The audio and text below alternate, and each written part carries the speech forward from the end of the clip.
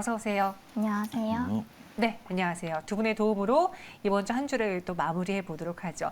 시장에서 핫했던 종목, 들고 가야 될지 매도해야 될지 정리해드린 OX 시간. 첫 번째 종목은 삼성전자 해보겠습니다. 지난해 역대 매출을 올해도 재현할 수 있을까? 사실 아직까지 저는 작년 올해 이 기준이 아직도 2021년인 것 같아서 헷갈린 상황이거든요. 이 삼성전자 2022년 올해 흐름은 어떨지 두 분이라면은 연초에 매수하시겠습니까? 버리시겠습니까? OX 의견 주시죠. 오 주셨습니다. 차영 소장님, 올해 못 줄 이유가 없나요? 그렇습니다. 삼성전자가 계속해서 드라마를 써나갈 것에 대해서 이견을 달기는 쉽지 않을 것으로 보여집니다. 물론 작년 같은 경우는 애널리스트 분들의 뷰가 이제 극단적으로 바뀌었죠. 연초에 좋다가 중간쯤에 또 이제 뭐 좀 곤란한 얘기들이 나왔다 다시 또 밝아지고는 있는데요. 네. 우리가 이제 반도체 수요는 앞으로 계속 늘어날 것으로 보여지고 있고요. 여러 가지 지금 산업의 발전 과정에서 반도체가 필수적으로 들어가야 될 분야들이 점점 많아지고 있고요. 더군다나 이제 삼성전자는 파운드리까지 진출하겠다라고 선언하는 상태 아니겠습니까? 그러한 부분들, 더군다나 또 지금 또 M&A에 대한 이슈도 몰입까지 하고 있습니다. 이런 부분들을 보게 된다면 삼성전자는 결국 실적이 계속해서 증가하는데 과연 그 폭과 수급이 얼마만큼 뒷받침되느냐가 올해 최대의 화두가 되지 않을까 말씀드릴 수 있겠습니다. 맞아요.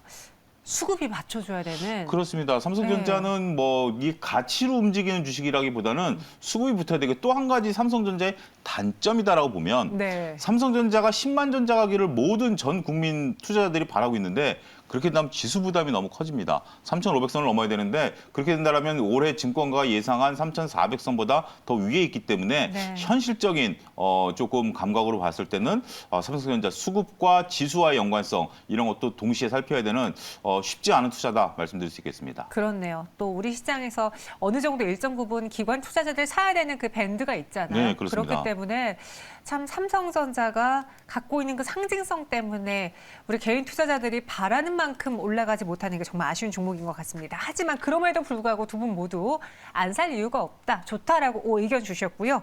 이어서 두 번째는 이러한 삼성전자가 비메모리 파운드리 시장을 늘리면서 같이 갈 수 있는 중소형 심택을 확인해 보도록 하죠. DDR5 시장을 올해도 주도할 수 있을까요? 올해 최고 실적이 기록될 것으로 예상된다. 증권가에서 목표 주가를 올렸습니다. 두 분의 OX 의견도 보시죠. 네, 5로 또 일치가 되었고요. 확실히 반도체주 안에서 이렇게 증권가의 호실적 전망과 목표 주가 상향 소스는 굉장히 큰 주가 탄력을 유발하는 것 같아요. 네, 올해 들어가지고 반도체 업황이 확 바뀌면서 이런 결과가 뭐 드라마틱하게 나오지 않았나 생각하는데요. 사실 삼성전자랑 SK 하이닉스는 이미 DDR4에서 DDR5로 뭐 서버 부문 전환은 이미 시작되고 있고요. 뭐 강제 재택근무가 우리 코로나 때문에 들어갔지만은 코로나가 끝나고서 이렇게 설문조사를 해본 결과로 코로나가 끝나도 재택근무를 지속하겠다라고 답변한 기업들이 늘어나면서 코로나가 끝나도 비대면 연장선으로 길게 보고서 이제 노트북 쪽이나 서버 이런 쪽의 수요가 더 증가할 것으로 보여지고 있습니다. 그래서 비메모리 반도체 수요와 함께 모바일, 뭐 웨어러블 다양한 뭐 비메모리 반도체 수요 늘어나면서 수익 레버리지 효과를 조금 기대해 볼 수 있겠는데요. 사실 소비가 이렇게 팽만하고 또 수요를 좀 못 따라가는 공급 상황에서는 고객사들이 공장을 증설해야 이런 요구까지 들어가는 와중에 조금 업황 자체는 좋아 보일 수 있으나 저는 사실 완전한 오보다는 약간 세모 의견을 드리고 싶은 것이 공급망 이슈가 어느 정도 완화가 시작되다 보면은 증설했던 공장 가동률이라든지 이런 부분들이 낮아지게 되면은 사실 이익성이라든지 이익률이 굉장히 떨어지게 될 수도 있습니다. 그래서 지금 주가 위치에서는 지금부터 좋습니다라기보다는 조금 더 보유자의 영역으로 봤을 때 앞으로 조금 더 좋아질 수 있겠지만은 우리가 이런 부분들을 생각해 두고 염두에 두고 투자에 유의해 주셨으면 좋겠습니다. 네, 심택도 두 분 모두 5로 일치해 주셨습니다. 그럼 이 종목에 대한 의견은 어떨까요? 이어서 크래프톤 확인해 볼게요. 게임주 반등에도 불구하고 주가 흐름이 영 시원치 못한 대표적인 종목이고요. 많이 빠졌습니다. 사실 크래프톤도 상장할 때만 해도 정말 블루칩처럼 기대했던 종목인데 아닌가요? 표정 보니까 아닌 것 같은데 OX 의견 확인해 보도록 하죠. 저가 매수 기회는 아니다라는 의견의 차인수 수장님, 맞다라는 또 우리 팀장님의 의견입니다. 한 분씩 들어볼게요. 먼저 수장님, 왜 입술을 이렇게 하셨나요? 예, 이게 주식을 하다 보면 네. 기업이 얘기하는 것을 고지고대로 믿기가 상당히 좀 어렵습니다. 기업이 이제 상장 과정에서 다양한 뭐 퍼포먼스도 제시하고 미래 이렇게 나가겠다라는 건데 현실은 좀 그렇지 않다라는 녹록한 뭐 이런 면들을 봐야 되겠죠. 크래프톤 같은 경우 지금 뭐 다른 주식들 지금 오늘 게임주들 어떻게 보면 굉장히 선방하고 있는데요.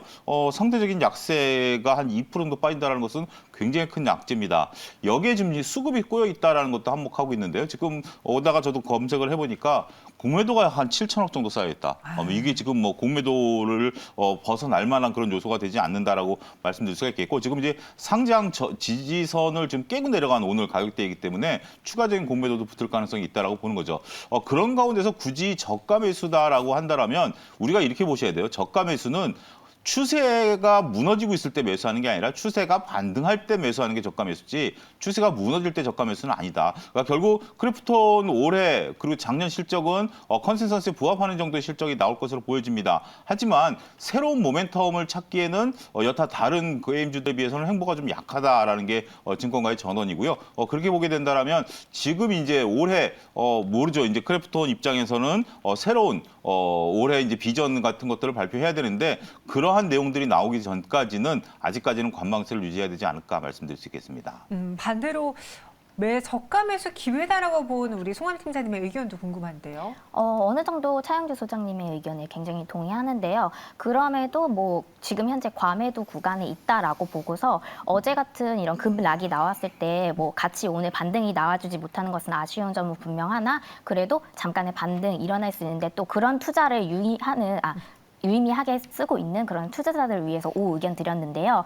기존에 이제 배틀그라운드 같은 경우에는 영업 이익성이나 이런 것들이 뭐 모바일 매출은 장기화적인 이익으로 남겨져 있는데요. 뉴스테이트를 출시하면서 조금 더 개선된 수익성을 보여줄 것이고 또 이제 게임주들이 요새는 뭐 IP적인 물면에서 플랫폼화를 시도하려는 요소들이 많이 나타나면서 굉장히 많은 상승세를 보여줬듯이 배틀그라운드 역시도 그런 뭐 기존 게임 이외의 부분에도 뭐 AI를 활용한 부분이라든지 이런 부분에서 좀 노출이 되어 있습니다. 그래서 그런 기회망들이 노출되었기 때문에 뭐 말씀하신 것처럼 그러한 기회들이 노출되었을 때가 어느 정도의 주가 바닥 그리고 반등하는 시점이 되지 않을까 싶어서 말씀을 드려봅니다. 그래서 현재 가격권에선 조금 과매도 구간 반등 잠깐 일어날 수 있다. 그리고 앞으로 장기적으로는 조금 보호 예수 물량이라든지 이런 것들은 추례가 계속 나올 수 있기 때문에 유의하면서 매매해 보셨으면 좋겠습니다. 네, 오지만 그 기술적인 반등으로 인한 오였기 때문에 그 점도 잘 참여해 보시기 바라겠습니다.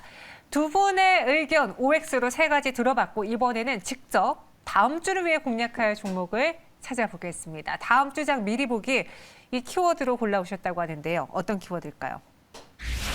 차례가 맞다, 나도 달리자. 나도 달리자면 누가 달려서 같이 가는 거잖아요. 그렇습니다. 그게 누가 누구일까를 전혀 모르겠지만 잠시 후에 들어볼게요. 정현 아나운서가 좋아하는 스타일 아닙니까? 누가 주식을 사면 같이 따라서 하는 스타일. 아유, 저 무조건 같이 가죠. 차례가 왔다는 어떤 뜻일까요? 드디어 나도 네. 이제 올라가려나? 이런 의미로 의견하시면 되겠습니다. 두 분의 키워드가 그래도 좀 비슷한 맥락인 것 네. 같은데요. 알겠습니다. 어떤 기업인지 다음 시장 이 종목으로 저희는 공략해 보겠습니다. 금호석유와 만두.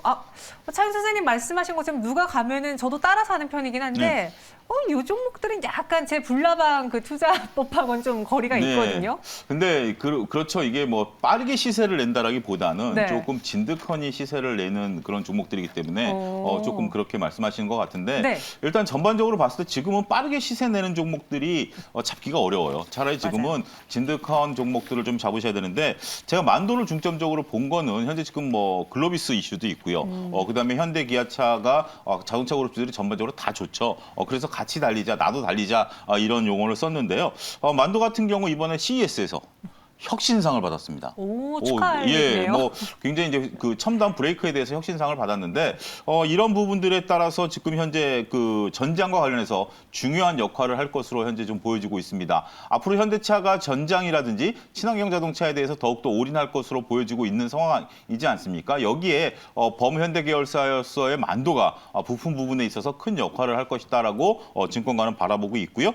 또 지금 현재 현대차 그룹주들이 작년에 워낙 많이 쉬어졌었기 때문에 그러한 부분들이 올해는 조금 반등의 기로점에 서 있지 않겠는가 말씀을 드릴 수가 있겠습니다. 주가가 서서히 저점을 높여가는 정말 그런 차트를 보여주고 있기 때문에 단기간의 시세를 내기보다는 올해 상당히 높은 실적 증가 추세에 포커스를 맞춰서 가져가는 것도 좋지 않을까 말씀드릴 수가 있겠습니다. 지금 오늘 같은 경우도 만도가 한 1% 정도 올랐어요. 66,000원 정도 거래되고 있는데요. 저는 목표가를 좀 공격적으로 9만 원까지 선정해 드리도록 하겠고요. 손절 라인은 62,000원 제시해 드리도록 하겠습니다. 그러고 보니까 맞아요. 현대차, 기아가 그리고 현대글로비스, 현대모비스까지 분위기가 바뀌고 있기 네. 때문에 같이 갈 종목이고 그렇습니다. 작년은 좀 악재 요인이 있었는데 네. 그 역시도 다 주가에 반영이 되었기 때문에 이제는 기대해 보겠습니다. 목표 주가 9만 원, 손절가 62,000원이고요.